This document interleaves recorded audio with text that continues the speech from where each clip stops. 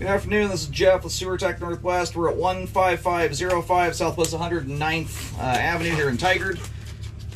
We are located, it's kind of hard to describe because the front door doesn't face your typical direction. But generally I describe things if you're standing in the street facing the house.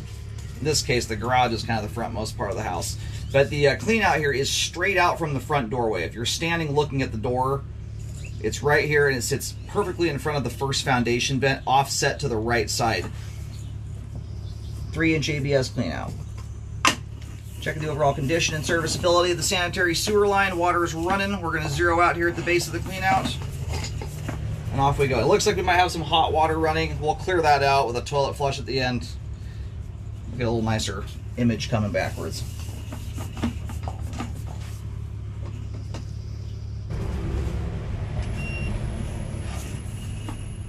Alright, so immediately upon access here, within about 1 foot in, line bumps out to 4-inch pipe, which is a nice thing. If you ever, were to do an addition, for instance, add bathrooms, once you hit a certain amount of plumbing fixtures in a house, you have to bump the diameter of the pipe up to 4-inch. A lot of homes, unfortunately, that start out in 3-inch pipe and eventually bump to 4-inch. It often happens out of the right-of-way. And so you've got to add a bathroom in, and it means you're trenching up your entire yard just about to add a bathroom in inside. So in this case, you don't have to get more than about a couple feet outside the foundation of the house. Looks like we just swapped over to concrete pipe there. We're making a diameter change. It's either... It might be 6-inch. There's even kind of an oddity size of 5-inch concrete that exists. This might be that.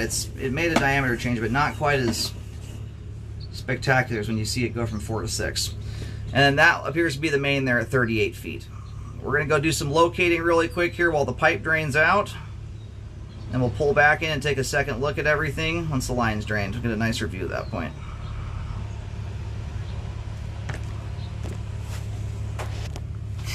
Alright, located the camera head successfully. This is a unique sewer line. Super short. This line's about half the length of the average line out there on an otherwise pretty normal type lot. And I did put a marking down where we are here for reference. So as you face the, if you stand on the road, face the property, basically at the right side property line, there's some railroad ties that divide this house from the one to the right of it. Right near where the utility box is, about 4 feet away from there, right along where those railroad ties are, you'll see where a white T marking is. That's where the line terminates, and it does appear to be into a main lateral as far as I can tell. The reason I think that it looks less like a party line, directly in line with this marking here, if you go straight out into the road, you'll see a manhole. That, generally speaking, after doing 25,000 sewer scopes, you see the same thing all the time.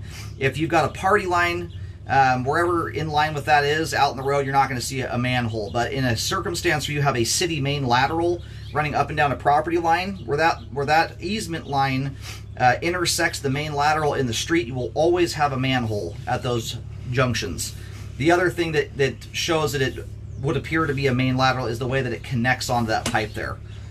You have a T connection, not a Y connection. This is indicative. So I'm still going to recommend you check into it. Just verify that you've got some kind of easement. Typically speaking, there's an easement in place for stuff like this. There does appear to be a crack in the top of the pipe right here. You definitely have a crack there. Those stains going down the sidewalls where groundwater is seeping through the crack. From a flow standpoint, that is not affecting functionality. Not the kind of thing that's going to go causing a blockage. However, this kind of stuff obviously can progress in time. The line from a technical standpoint is not watertight.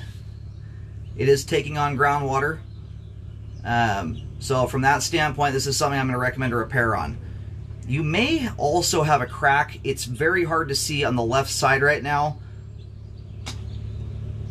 I can't tell if debris down inside of a crack. There's actually 2 spots that almost look like there's a little crack, but it's very hard to say. Anyway, I will also locate that. What I'm going to do here is pull back That joint right there, another spot we get a crummy view of. That joint looks like it's allowing at least some level of dirt to come through it. I don't know if I see any root nubbins on that, but that joint does show it looks like some level of dirt going through. So, and what I'm getting at here is if you were to go and do a repair on this, you know, what I would recommend doing, rather than piecemealing it out and fixing part by part over time, if someone does a repair, what I would first and foremost look into is doing something like an epoxy liner. I'd rather see a liner shot through all of the concrete pipe at one time rather than doing spot repairs. And when you spot repair older concrete pipe, the likelihood you're going to end up with some kind of settling problem with an offset joint or something of that nature goes up dramatically. So to me, it's an all or nothing kind of a thing. So from a flow standpoint, the concrete pipe flows very nicely. You have a teeny little bit of standing water at the base of the drop here. So if repairs are not done now, I would highly recommend keeping an eye on the sewer line. You're going to want to rescope periodically to monitor for any settling issues, so you don't let the line wear out too far to where it settles and you lose the ability to do something like a trenchless liner. And you can fix these however you want to, but that's a really nice way of doing things these days. All right, and you see the depth I'm getting here is almost 11 feet. I always recommend relocating those. That's extremely deep, but this line does dive like crazy. So anyway, as it sits right now, my 2 cents on this is, as nicely as that concrete pipe functions, unless it was cheaper for some reason to do a dig style repair, to me digging this up right now is overkill for what you're dealing with. Is the concrete pipe flows very nicely, but those issues, if they're not dealt with, there's at least something you want to keep an eye on, because they can lead to progressive settling over time. How aggressively that takes place and if it will take place for certain is difficult to predict. I'm going to locate right here at the top of the drop. Okay, so right here we're about 5 feet deep. This is just barely into the dirt from the line turning out underneath the walkway. By the time you hit the concrete pipe, you're going to be probably closer to 6 feet. I just can't locate on a vertical drop like that. That's also important though. Oh dang, you actually have what looks like a test Y right there. You might actually be able to use that test Y as an access point if you did a liner.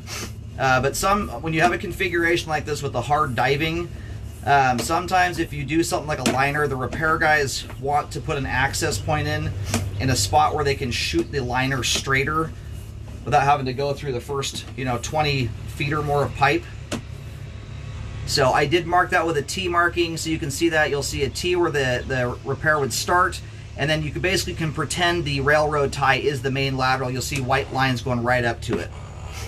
All the ABS pipe there is in good condition, has great flow, and the line overall has really good flow. It's a very clean sewer line and has very good flow. So I don't want you thinking this is not in a state where it's going to be blocking.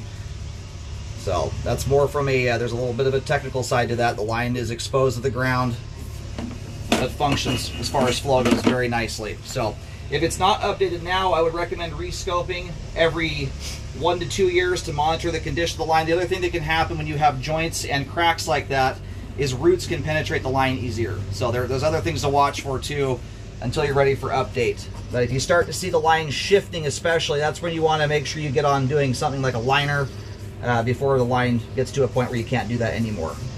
And again, digging is always an option. But I do recommend the concrete be updated there due to the exposure to the ground in multiple places.